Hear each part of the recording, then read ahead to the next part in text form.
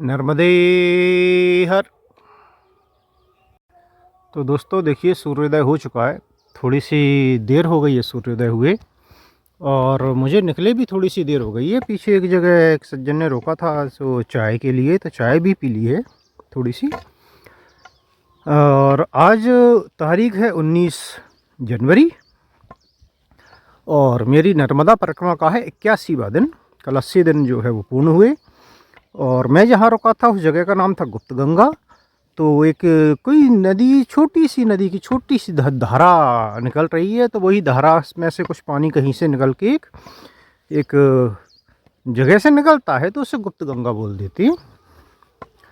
कुल मिला के अच्छी बात ये थी कि पानी बह रहा था, तो मैं पहुंच गया था 5 सवा 5 के आसपास शायद।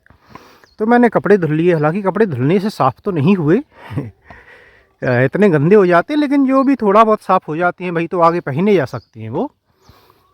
और दूसरी बात ये थी कि शाम को नहा भी लिया था अच्छे से, क्योंकि सुबह तो भाई नहाना, पानी डालना ही होता है। तो शाम को नहा लिया था, सुबह भी नहा लिया था, पानी अच्छा आ रहा था उसमें से। और रुके थे जहाँ पर भाई कुछ लोग ऑलरेडी रुके थे, ज़्यादा व्यवस्था नहीं थी, तो बाहर उसमें रुका था मैं। तो सामने से खुला हुआ था, लेकिन ऐसी सर्दी देखिए थोड़ी सी कम हो गई है। थोड़ी सी सर्दी कम है। सर्दी कम का मतलब ये नहीं कि सर्दी नहीं है, अभी भी काफ़ी सर्दी है, अभी सर्दी लग रही है। लेकिन जो पीक सर्दी होती है वो नहीं है। तो रात का टेम्परेचर अगर 10 डिग्री 11 डिग्री जाता है तो देखिए वो सर्दी तो है, लेकिन इतनी भी नहीं है कि आपको समस्या हो। और सोने के लिए मेरे पास सुविधा है, तो मेरा स्लीपिंग बैग सपोर्ट करता है, ऐसी कोई समस्या नहीं आती। अगर भाई 2 3 4 डिग्री टेम्परेचर जाता है तो प्रॉब्लम होती है खुले में, तो थोड़ा सा ध्यान रखना पड़ता है। नहीं तो ऐसी कोई समस्या नहीं आती है। इतने में अगर मैं खुले में भी सोऊंगा तो संभवतः कोई समस्या नहीं आएगी, अगर मैं नीचे कुछ बिछा लूँ तो, क्योंकि मैंने स्लीपिंग बैग जो है वो रेटिंग देख के लिया हुआ है। बाकी तो बस यही था। और अब ये क्षेत्र वही चल रहा है भाई, तो थोड़ी सी ऐसे ही मिलेंगे। देखिए ऐसा ही है, तो आप अपनी तैयारी से आइए इधर। बाकी जो आज मैं जा रहा हूँ वो बताया है कि देवगांव करके जगह आएगी, उसके बाद में ये रोड जो है मैया को क्रॉस करके चला जाएगा, जैसे कि वो डंडोरी वाला रोड गया था। तो हमें वहाँ से मुड़ना पड़ेगा। अब कोई प्रॉपर रोड है या छोटे छोटे गाँवों से निकल के जाना है, वो देखना पड़ेगा। उसके बाद में जो एक जगह है रामनगर, जो बड़ी जगह बोल सकते हैं यहाँ पे इधर की, तो रामनगर अब कस्बा है या कितनी बड़ी सिटी है इधर की मुझे नहीं पता। मतलब वो जगह है, एक बोल सकते हैं जैसे होता है ना लैंडमार्क, कि हाँ हमें वहाँ जाना है, फिर वहाँ से आगे जाना है। तो अगर रास्ता पूछते हैं किसी से तो ऐसे पूछा जाता है। तो वो रामनगर जगह आएगी, रामनगर जाना है, और उसके बाद उसके आगे का रहेगा जो भी रास्ता है। तो मुझे नहीं पता कितना दूर है, लेकिन मैप में जो देखा था वो मंडला के पहले है, तो मंडला भी नहीं जाएगा ये, उसके थोड़ा सा दूरी से ही निकलेगा। तो संभवतः आज शायद वो आ जाएगा, ऐसा मुझे लगता है। तो जो भी है चलेंगे भाई, जाते रहेंगे, अपना जितना चलते हैं उतना चलेंगे, उतने उसके आसपास जो कुछ होगा देखेंगे और रुक जाएंगे रोज़ाना की तरह।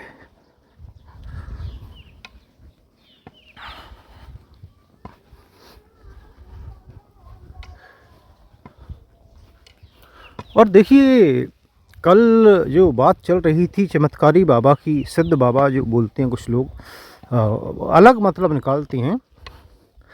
तो चमत्कारी कौन है? देखिए चमत्कारी मेरे लिए तो भाई मैया चमत्कारी है, ईश्वर है वो चमत्कारी है। ठीक है भाई, वो चमत्कार कर सकते हैं। अब मैं ये नहीं बोल रहा हूँ, देखिए जिनकी श्रद्धा है, जो लोग मानते हैं कि भाई कोई है चमत्कारी, तो वो करिए, मैं किसी को मना नहीं कर रहा हूँ, मैं अपनी बात बता रहा हूँ। वो भी कैसे चमत्कार? मैं ऐसे चमत्कार की उम्मीद नहीं करता कि यहाँ से धरती फटके और सोने का सिंहासन निकलने वाला है, ठीक है, या मैं कुछ बोलूँगा और वो आके गिर जाएगा। नहीं, डिवाइन हेल्प जो मिलती है, ईश्वरीय मदद मिलती है, वो एक चेन ऑफ इवेंट्स से मिलती है। एक अगर कोई मदद करता है तो एक घटनाओं के द्वारा कुछ ऐसा ये बनाया जाता है भाई कि वो आप तक आपको उसकी सहायता मिल जाए कुल मिला के। तो अगर आपके कर्म सही हैं और आपको सहायता मिलनी है तो ईश्वर अपने आप ऐसे संयोग बनाएगा, नर्मदे हर, ऐसे संयोग बनाएगा कि आपको जो है वो सहायता मिल जाएगी जिसकी आपको वास्तविकता में ज़रूरत है। तो मेरा ये मानना है कि अगर मुझे भाई मान के चलिए कि मुझे भोजन की ज़रूरत है, मैंने पहले पता नहीं क्या बोला होगा,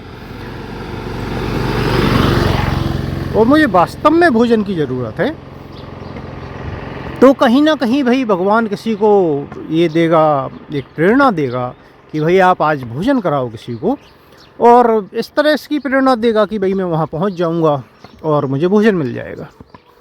तो ये केवल बहुत ही सादा सा उदाहरण दिया है मैंने। तो ये मेरा मानना है कि ऐसे जो है वो चीज़ें काम करती हैं, और मैं भाई चमत्कार होते होंगे लेकिन मैं ना उसमें विश्वास करता हूँ और ना मुझे उनकी ज़रूरत है। तो यही है, मैं पहले भी बोला है कि मैं आध्यात्मिक रास्ते पे ज़्यादा चलता हूँ, तो मैं कर्म में विश्वास करने वाला इंसान हूँ। देखिए, अच्छे कर्मों में विश्वास करने वाला इंसान हूँ और मैं वही रास्ते पर चलना चाहता हूँ। जितना भी मेरा जीवन हो, मुझे नहीं पता कितना है, लेकिन मैं उस रास्ते पर चलना चाहता हूँ। हो सकता है भाई बहुत से लोगों को अच्छा ना लगता हो, या ठीक है। तो देखिए, सबके अपने अलग अलग रास्ते होते हैं, सबके अपने अलग अलग तरीके होते हैं। तो अगर कोई भाई उस पर भी भरोसा करता है, विश्वास करता है चमत्कारों पे, तो ठीक है, ऐसा कुछ नहीं है कि ये कुछ गलत है या सही है। हज़ारों रास्ते होते हैं। देखिए, हमारे धर्म में भी ऐसे हज़ारों रास्ते हैं। हमारे धर्म में कितने तो देवी देवता हैं, ठीक है, आप मान सकते हैं किसी को भी, सबकी अलग अलग क्वालिटीज़ हैं। तो हमारा धर्म तो बहुत सारे रास्ते वैसे भी देता है। तो चलिए भाई, धीरे धीरे आगे बढ़ा जाए। मेरे हाथ अभी सुन्न हो रहे हैं, ठंडी तो है क्योंकि, तो बाकी बात बाद में करेंगे। तो ये आ गया है गांव रेगांव, और इसके बाद में आएगा देवगांव। देवगांव संगम बोल रहे हैं कि वहाँ से फिर रास्ता कटता है, तो नदी पार करके जाना होगा। नर्मदे हर।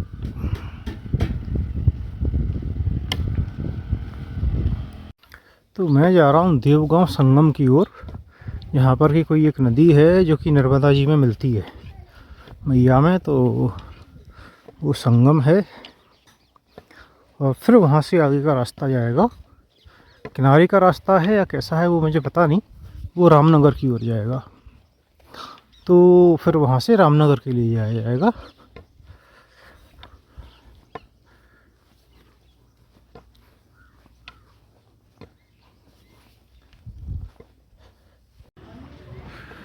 तो ये आ गया है देवगांव, और इसके आगे से दिखा रहा है, थोड़े से आगे से बाईं ओर रास्ता जाएगा और वो ले जाएगा देवगांव संगम। और मैप में देख के लग रहा है कि शायद 2 से 2.5 किलोमीटर 3 किलोमीटर के बीच कुछ होना चाहिए। बाकी तो जो भी होगा वो पता चलेगा।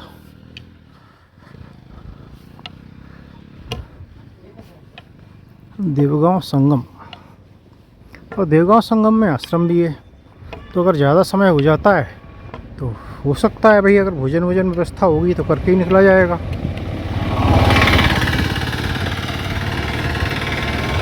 और नहीं तो ऐसे ही निकला जाएगा, लेकिन थोड़ा विश्राम तो करेंगे वहाँ पर।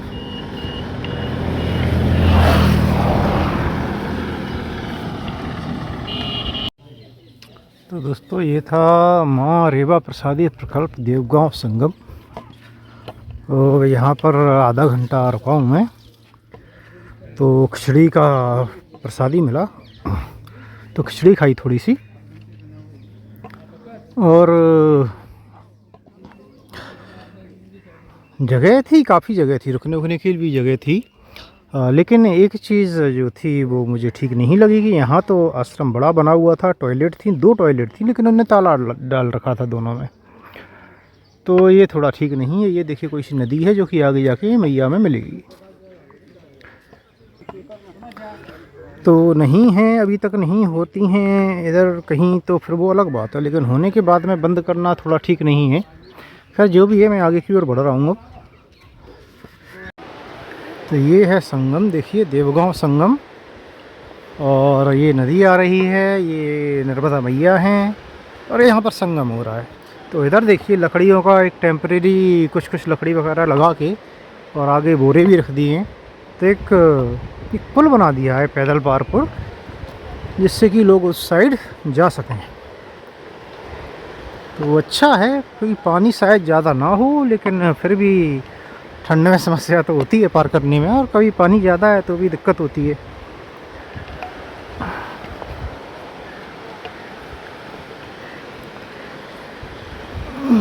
घाट वाट बना हुआ है काफ़ी, ऊपर मंदिर मंदिर भी बना था, तो इधर लोग आते होंगे।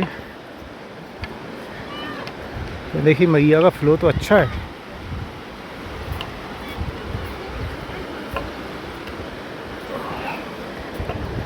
भाई नर्मदा मैया के दर्शन कीजिए। जय नर्मदा माई।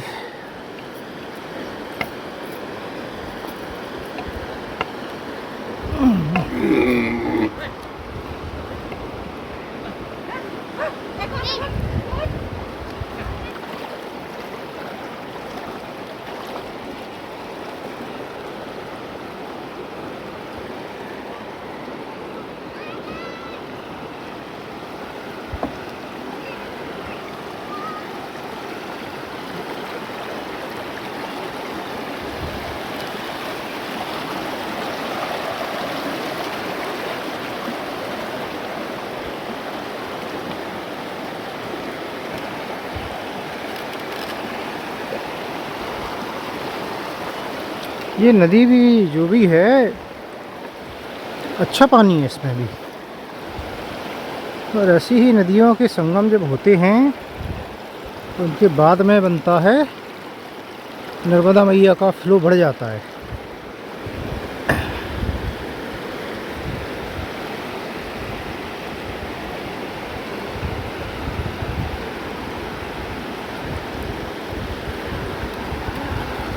ये देखिए इधर और है, अभी इधर फ्लो ज़्यादा है। मुझे लगता है इसकी वजह से ठीक किया बना के, क्योंकि यहाँ पर निकलने में समस्या हो सकती थी।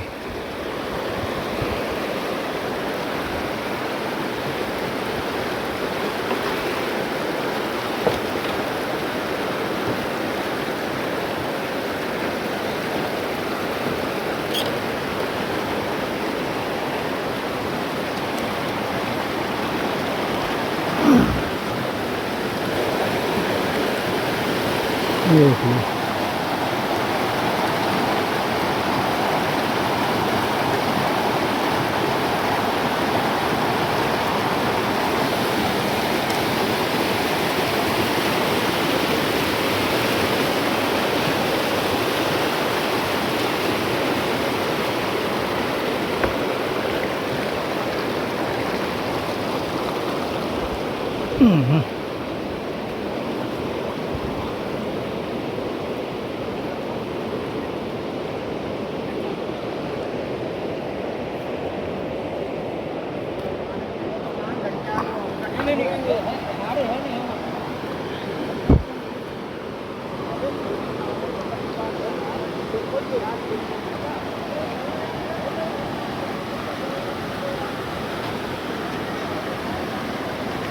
नर्मदा मैया के सुंदर दर्शन।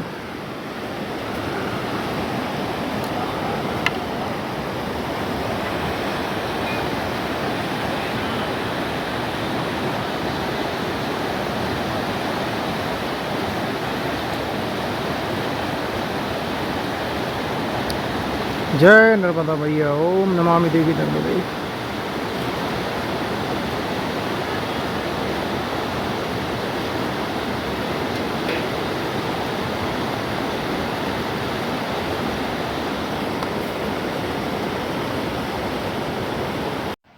और भाई ये कोई एक सज्जन है जो कि 10-10 रुपये इकट्ठा कर रहे हैं पुल पार करने का। बोल रहे हैं हमने बनाया है, गांव वाले बोल रहे थे कि भाई हमने बनाया है परिक्रमावासियों के लिए। अब कौन सही है पता नहीं, लेकिन पार करके इधर आने के बाद अब पैसे मांगोगे तो किसी को क्या पता चलेगा।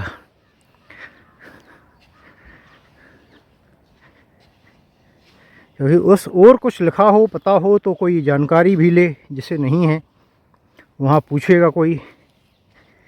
खैर जो भी है, तो ये था देवगांव संगम। अब चलते हैं आगे।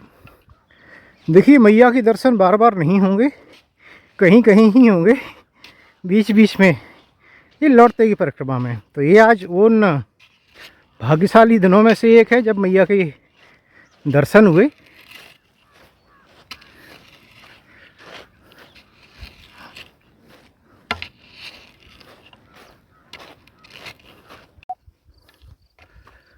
तो ऐसा ही कच्चा रास्ता मिलेगा पगडंडियों का बीलगांव तक, ऐसा बताया है।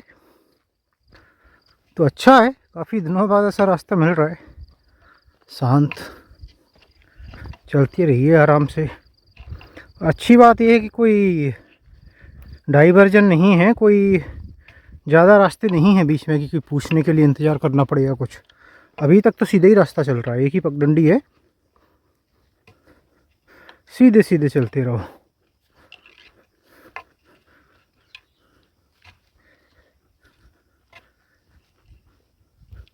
खेतों के बीच में से।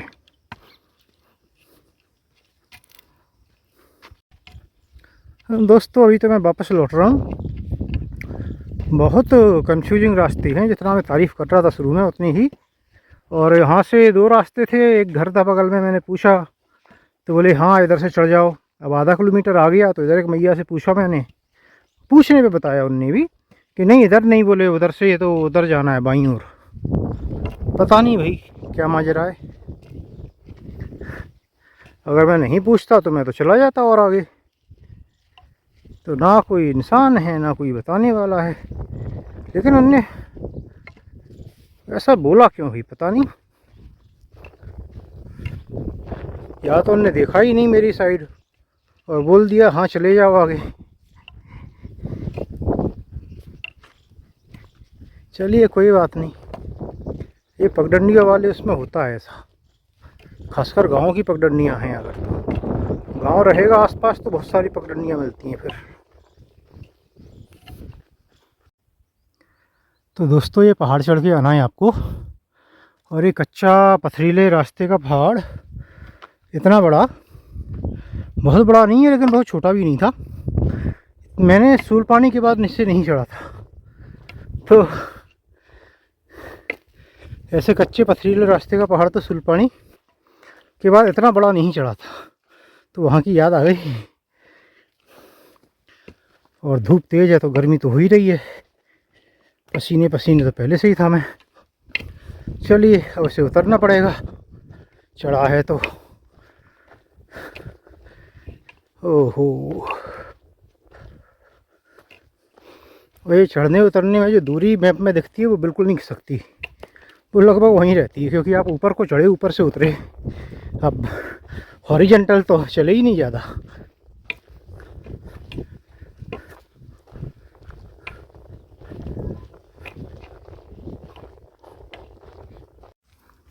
तो ये आ गया है बिलगांव, और मैं पूछा है तो बोल रहे हैं कि रास्ता सीधा जाएगा। तो ये गांव का रास्ता मिल गया है। अभी आगे देखते हैं कैसा है, पगडंडी है क्या है। बिलगांव ही चल रहा है अभी, लगता है कि कोई बड़ा गांव है, ग्राम पंचायत होगी शायद।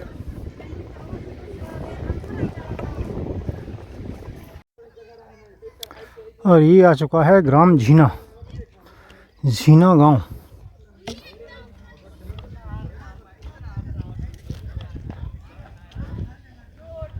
तो कच्ची पगडंडी का रास्ता है पिछले गांव से इस गांव तक, जो थोड़ा बहुत दूरी बचा देता होगा।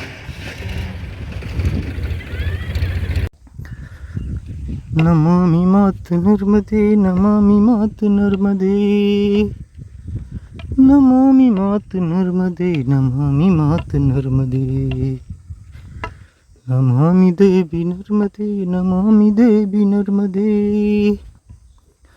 नमामि देवी नर्मदे, नमामि देवी नर्मदे,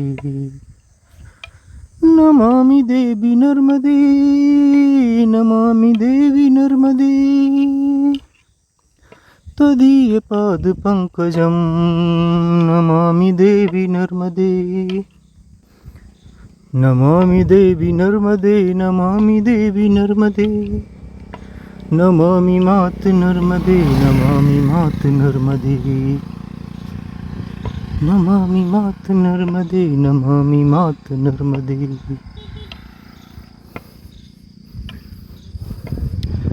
ये है रास्ता रामनगर का। रामनगर कुछ तो ऐतिहासिक जगह है शायद। मैप में मैं देख रहा था तो रानी का महल और कुछ तो महल लिखा हुआ था उसमें। तो कोई भी महल वहल होते हैं तो वो ऐतिहासिक जगह तो होती है, कम से कम कुछ 100 साल पहले की, 500 साल हो या 1000 साल हो या कुछ भी हो, उससे कम भी हो सकती है। खैर जो भी है, थोड़ी सी जानकारी मैं ज़रूर लूँगा अगर मिल पाएगी वहाँ, क्योंकि संभवतः मोस्ट प्रोबेबली वहीं रुकना है आज। वहाँ पहुँचते पहुँचते 4:30 के आसपास बज जाएगा, हो सकता है ज़्यादा ही बज जाए, 5 हो जाए या 5 के थोड़ा पहले। और उसके आगे अगली जगह 9 किलोमीटर है ऐसा बता रहे हैं, तो फिर कोई मतलब नहीं है अंधेरे में चलने का। तो उससे अच्छा है कि जल्दी ही रुक लिया जाए।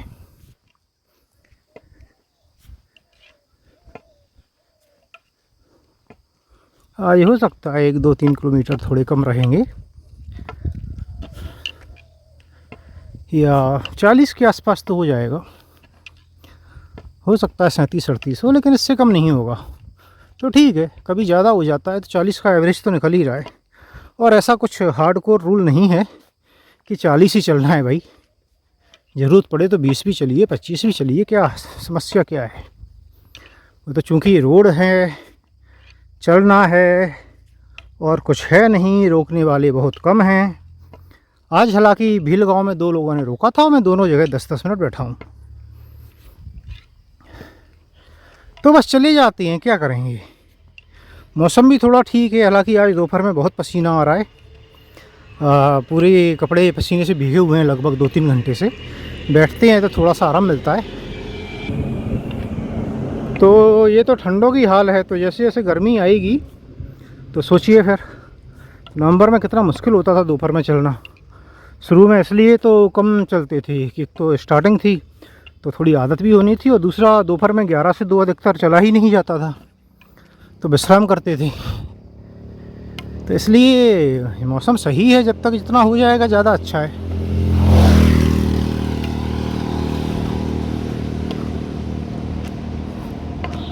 और जनवरी में एक्सपेक्ट कर सकते हैं कि थोड़ी बहुत तो ठंड रहेगी, जब तक धीरे धीरे क्या कम सर्दी वाला एरिया भी आ जाएगा तो और गर्मी होगी।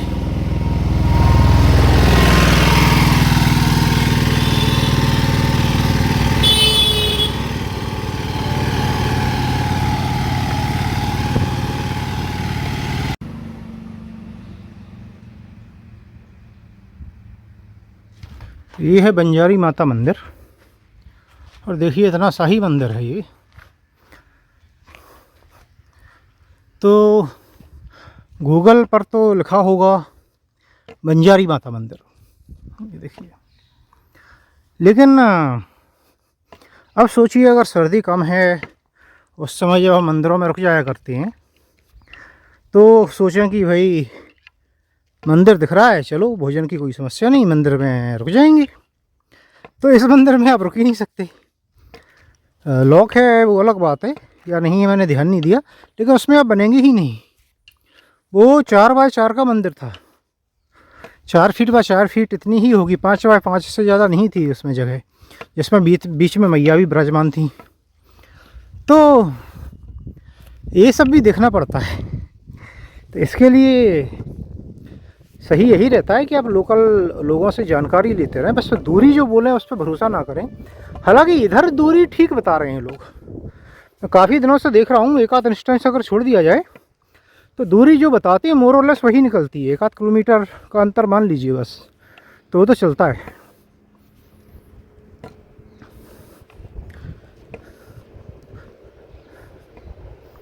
तो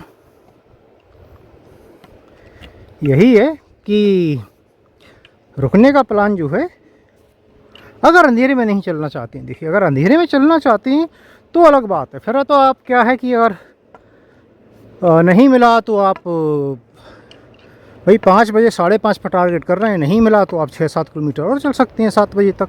1 घंटा अंधेरे में चलना पड़ेगा। रोड पे चल रहे हैं तो चलने में कोई समस्या नहीं है, चल सकते हैं। उजाला हाथ में ले लीजिए, इससे जाने वाले वाहनों को पता रहे। हाईवे नहीं होना चाहिए प्रेफरेबली, इस पर ट्रक वगैरह ज़्यादा गाड़ियाँ आती हैं। अगर कम चलता हुआ रास्ता है तो ज़्यादा सही है और चलते रहिए, लेकिन एडवाइजेबल नहीं है भाई। अंधेरे में चलना किसी भी तरह से एडवाइज नहीं किया जाता है। उससे अच्छा है आप 5:30 तक पहुँचिए कहीं भी, या अंधेरे होने के पहले। और सबसे पहले अपने हाथ मुँह धोइए, या नहाने का मौसम है तो नहाइए और पूजा पाठ कीजिए, उससे फ्री हो जाइए। जिससे क्या है, वहाँ पे अगर भोजन देते हैं तो उन्हें भी पता रहेगा कि आप हैं, गिनती हो जाएगी। अगर सदाव्रत है तो आप उसका इंतज़ाम भी कर लेंगे और पूजा पाठ के लिए भी पर्याप्त समय मिल जाता है, जो कि बहुत ज़रूरी है ना। मोबाइल भी चार्ज कर सकते हैं, देख सकते हैं भाई जुगाड़ है नहीं है, जो भी है। तो बहुत सारी चीज़ें हो सकती हैं। आप कपड़े भी धुल सकते हैं क्योंकि पीक सर्दी का सीज़न छोड़ दिया जाए तो अब कपड़े हर रोज़ ही धुलने पड़ते हैं, इतना पसीना आता है। अगर कपड़े आपके रात भर में सूख सकते हैं, ऐसा मौसम है, तो आपको धुलने ही पड़ेंगे। क्योंकि सारे पसीने में अगर 2-3-4 घंटे कपड़े भीगे रहें तो फिर वो पहनने लायक रहते नहीं हैं, मजबूरी में पहनने पड़ते हैं अगले दिन, वो अलग बात है। तो आज जैसे अगर मुझे जगह मिली तो मैं कपड़े धुलूँगा अपने। मैंने कल धुले थे, वो सूख गए थे, कम से कम धोती और कुर्ता सूख गए थे, वो ज़रूरी था। बाकी मोजे अंडर पे वो सब नहीं सूखे थे, तो वो कभी कभी थैले पे लटका के या जैसे भी आप सुखा सकते हैं।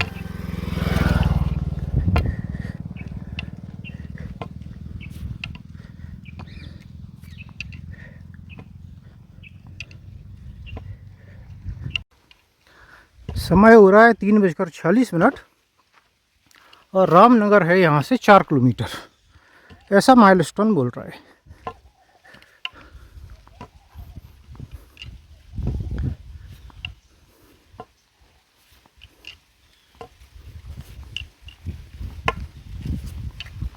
तो 4:46 तक मुझे पहुँच जाना चाहिए। अगर मैं 5-10 मिनट ब्रेक भी लेता हूँ तब भी, और अगर रहने की जगह थोड़ी इधर उधर रही तब भी मैं मान के चल रहा हूँ 5 बजे तक मैं अपनी ठिकाने पर होऊंगा। आज कल भी अगर मैं गलत नहीं हूँ तो इसके आसपास ही पहुँच गया था मैं, 5:15 के आसपास।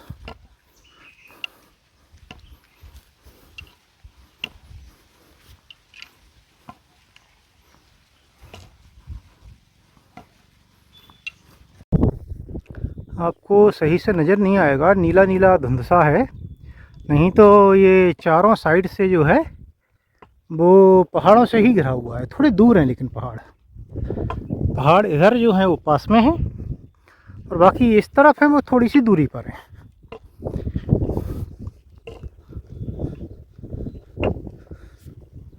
तो ये तो वही मार्ग है एक्चुअली जो मैंने लिया था मंडला से आते हुए, बस मैं उसकी अपोजिट साइड में चल रहा हूँ।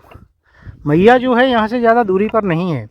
जो वो जगह पड़ी थी भील गाँव, वहाँ से 1 किलोमीटर के अंदर अंदर पर मैया थी। उसके पहले जो संगम आया था वो मैया में ही था, और इधर भी मैया बहुत पास में है।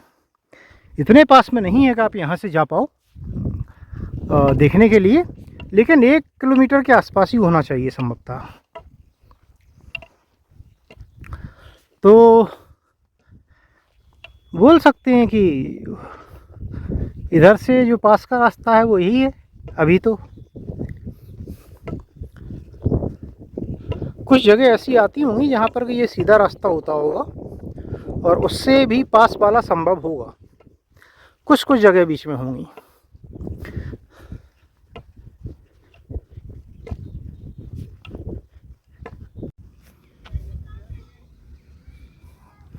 तो ये ग्राम पंचायत चौगान आ गई है। चौगांव लिखा था गूगल मैप पे शायद, अगर मैं गलत नहीं हूँ, लेकिन उसका नाम चौगान है। और रामनगर 3 किलोमीटर का माइलस्टोन लगा हुआ है सामने। तो इतनी जल्दी 1 किलोमीटर चल लिया हूँ मैं शायद। बाकी देखिए, सुबह मैंने बात की थी कि मैया बड़ी चमत्कारी है, ईश्वर चमत्कारी है। तो मैं एक बात बोलना चाहूँगा, और वो ये कि मुझे बहुत सारे ऐसे लोग मिले हैं परिक्रमा के दौरान, जो कि परिक्रमा में थे या नहीं भी थे, गांव वाले या बाकी, जैसे मैं बात करता रहता हूं लोगों से, तो ऐसे लोग मिले हैं मुझे जो क्लेम करते हैं कि वो किसी ऐसे इंसान को जानते हैं जो कि बीमारी से ग्रसित था और मैया के जल से वो सही हो गया। तो ऐसा वो क्लेम करते हैं।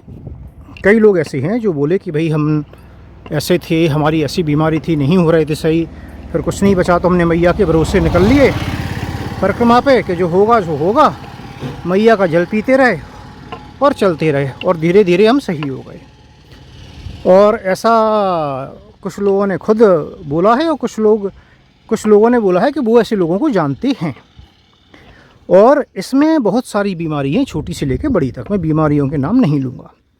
अब देखिए, मैं ये बोल के अंधविश्वास नहीं फैलाना चाहता हूँ, बिल्कुल नहीं। तो मैं चमत्कारी शब्द हटा देता हूँ यहाँ, मैं अंधविश्वास में से अंध हटा देता हूँ, मैं विश्वास पे आ जाता हूँ। विश्वास बहुत बड़ी दवा होती है जो कि चमत्कार कर सकती है। देखिए, और विश्वास के साथ में क्या होता है कि जल है, देखिए जल में होता क्या है कि जो नदी का बहता हुआ जल होता है, जंगलों से आता है, बहुत सारी नदी होती हैं, तो बहुत सारी बोलती हैं कि औषधियों के पेड़ पौधों से होकर आती है, तो कुछ गुण होते हैं वो जल में, और पत्थरों से होकर आती तो बहुत सारी एक्स्ट्रा मिनरल्स होते हैं। नर्मदे हर बच्चों, नर्मदे हर। तो हो सकता है कि वो जो है पानी है, जल है, वो जल ने कुछ काम किया हो, कुछ जो है फिजिकल एक्टिविटी ने काम किया हो। क्योंकि अधिकतर क्या होता है कि अगर कोई बीमारी होती है किसी इंसान को, तो वो और भी ज़्यादा लाचार सा होता है और उसकी फिजिकल एक्टिविटी वो बहुत कम हो जाती है। कई बार डॉक्टर ही एडवाइस करते हैं कि नहीं होना है, और कई बार जो है अपनी लिमिटेशन के कारण जो है, अब इंसान का दर्द है, कुछ है, तो वो खुद ही क्या चलेगा, तो उसके कारण मेटाबॉलिज्म वगैरह भी कम हो जाता होगा। फिजिकल एक्टिविटी शरीर की कोशिकाओं की रीग्रोथ के लिए ज़रूरी होती है। तो हो सकता है वो दोनों मिलके काम करती हूँ, और कुछ विश्वास काम करता हो। तो क्योंकि आप परिक्रमा पर चलते हैं, काफ़ी चलते हैं, कोई कितना भी चलेगा, 10-15 किलोमीटर तो चलेगा, जो कि नॉर्मल इंसान कितनी भी वॉक करेगा घर पे रह के, इतनी नहीं कर सकता। तो फिजिकल एक्टिविटी प्लस मैया का पानी प्लस जो है आपका फेद, भरोसा, तीनों चीज़ें मिलके हो सकती हैं कि कुछ चमत्कार कर देती हूँ।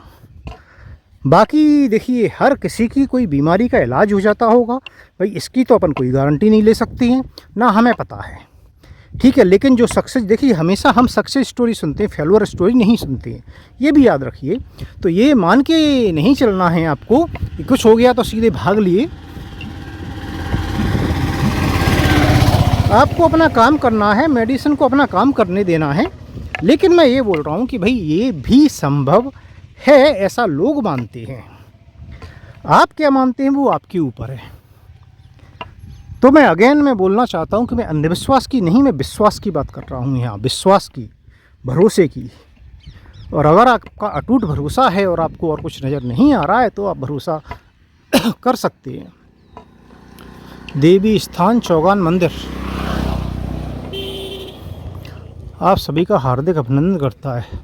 देवी स्थान चौगान मंदिर कहाँ है भाई, ये इधर है या इधर है पता नहीं, अरे शायद एक मंदिर उधर है, हो सकता है वो हो। खैर जो भी है, हम तो अपने रास्ते पर चल रहे हैं भाई, रास्ते में होता तो ज़रूर देख लेते।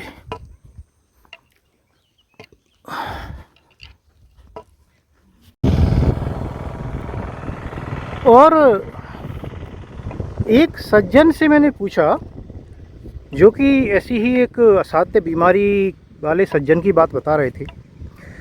उनका बोलना था कि उनके रिश्तेदार थे कि, तो मैंने उनसे पूछा कि भाई ये बताइए कि ऐसे समय में, अंत समय में, तो भाई अधिकतर मैंने ये देखा है कि लोग काफ़ी भावुक हो जाते हैं, परिवार के साथ रहना चाहते हैं, तो क्या चल रहा था उनके मन में। तो उनका कहना था कि देखिए, वो जो सज्जन थे उनके मन में ये चल रहा था कि बोले वो विरक्ति जैसी हो गई थी उन्हें पता चला कि भाई डॉक्टर बोल रहा है कि भाई आप तो शायद ज़्यादा रहेंगे नहीं, 4 महीने या जो भी वक्त है।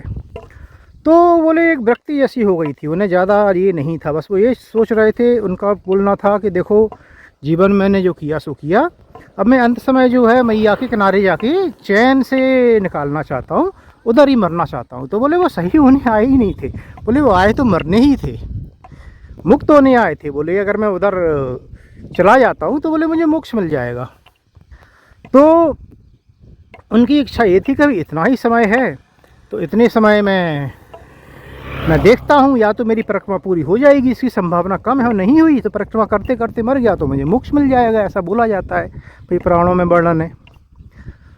तो बोले कि अब बस, बोले बहुत जी लिए परिवार के सबके लिए, बोले ये जो अंत समय है ये मैं अब भगवान के लिए जीना चाहता हूँ, सब छोड़ के भक्ति करना चाहता हूँ।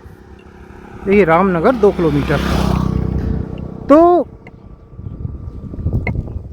भाई ठीक है, सब लोगों ने बोला भाई ठीक है, जैसा करना है करो, कर तो पाओगे नहीं। बोले जैसे जैसे स्थिति बिगड़ती है, चलना क्या बैठना मुश्किल हो जाता है, तो छोड़ दिया। तो उनने संकल्प लिया और शुरू कर दिया, पानी पीते रहे, जैसे जैसे धीरे धीरे जितना चलते बनता चलते थे।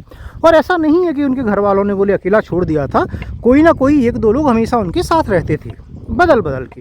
भाई 10 दिन कोई आ गया, 10 दिन कोई आ गया, 15 दिन कोई आ गया, तो ऐसे करके बोले लगभग 1-2 लोग तो हमेशा ही साथ रहते थे उनके। और उनने संकल्प लिया परिक्रमा का, तो शुरू में कभी 1-2 किलोमीटर ही, कभी 5 किलोमीटर, कभी ज़्यादा कम, ऐसे करके चलते रहे, पानी पीते रहे और अपने भगवान की भक्ति करते रहे। तो धीरे धीरे समय निकलता गया, निकलते गए, 1 महीना निकला, 2 महीना निकला, 4 महीने निकले। तो लोगों को लगा कि भाई स्थिति तो नहीं बिगड़ रही है जो बिगड़ना चाहिए थी। और ऐसे करते करते बोले समय होता गया, उनकी परिक्रमा भी पूरी हो गई और कुछ नहीं हुआ। तो वो उधर ही बोले, उसके बाद में वो उधर रहे, फिर 1-2 साल और रहे। फिर जाके उन्होंने चेक कराया तो भाई डॉक्टर भी बोल रहा था कि ये क्या हुआ। बोले अंदर से आपके ट्यूमर कहाँ गए। तो ऐसा क्लेम था, उनका दावा था। तो बोले उसके बाद में उनने हमेशा बाकी समय बोले फिर मैया के किनारे ही गुजारा। और फिर बोले और कुछ साल जिए वो, 7-8 साल, और फिर अपनी ओल्ड एज जो होती है अपनी उम्र के साथ में फिर वो समाप्त हो गए, शांत हो गए। तो यही है कि अपना अपना तरीका है, अपना अपना विश्वास है। और भाई कई लोग बोलते हैं कि ऐसा सुनाइए, अनुभव हो ये वो। तो भाई मैं ये बात शायद मैंने नहीं अभी तक बोली थी, या बोली होगी मुझे याद नहीं, कभी जब चर्चा हुई होगी तो थोड़ी बहुत बोली होगी। तो आज मन किया कि डिटेल में भाई बात की जाए विश्वास की, कि विश्वास से क्या क्या होता है, कैसे कैसे लोग मिले हैं। चमत्कारी बात नहीं, अब इसे चमत्कार में भी ले सकते हैं देखिए कुछ लोग, लेकिन मैं इसे विश्वास में लूँगा। शरीर जो होता है आपका, जो काम करता है सर्टेन वे में करता है, लेकिन रिवर्सल प्रोसेस भी होती है बहुत सारी। और वो आपने फिल्मों में भी सुना होगा कि आप दवा की नहीं दुआ की ज़रूरत है। तो ऐसा नहीं है, वो फिल्म की डायलॉग ही है। खेद जो है और भरोसा के साथ में कई बार मेडिसिन काम करती है, ये मेडिकल साइंस भी मानता है। तो यही है।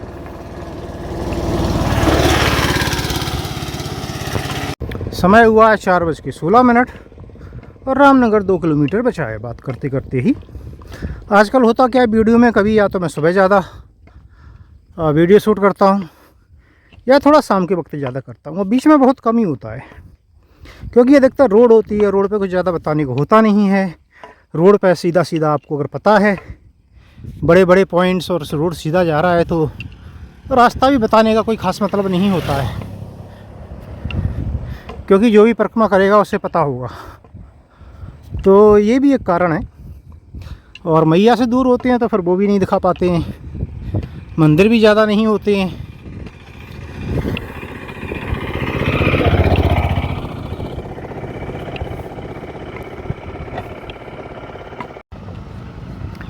तो दोस्तों रामनगर आ गया है, 4:39 हो रहे हैं। और एक दिन मैंने एक कहानी सुनाई थी आपको एक किसी वीडियो में कि कैसे उम्मीद जो है, एक उम्मीद आपको भयमुक्त कर सकती है। और आज की जो वार्ता थी उसका उद्देश्य यही था कि कैसे एक विश्वास जो है, भरोसा, वो आपको एक नई उम्मीद दे सकता है।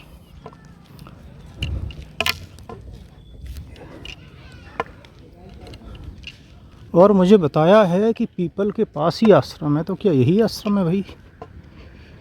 ये तो टीन टप्पड़ लगा हुआ है एक। चलिए मालूम करते हैं।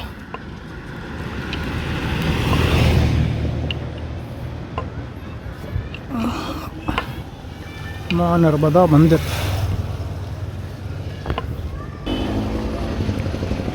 तो ये है रामनगर का आश्रम।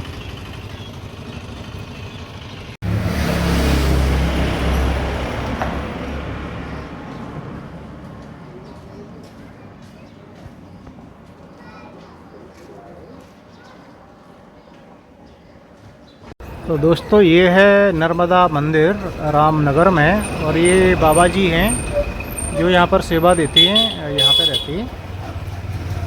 और दोस्तों ये है मेरा आज का आसन।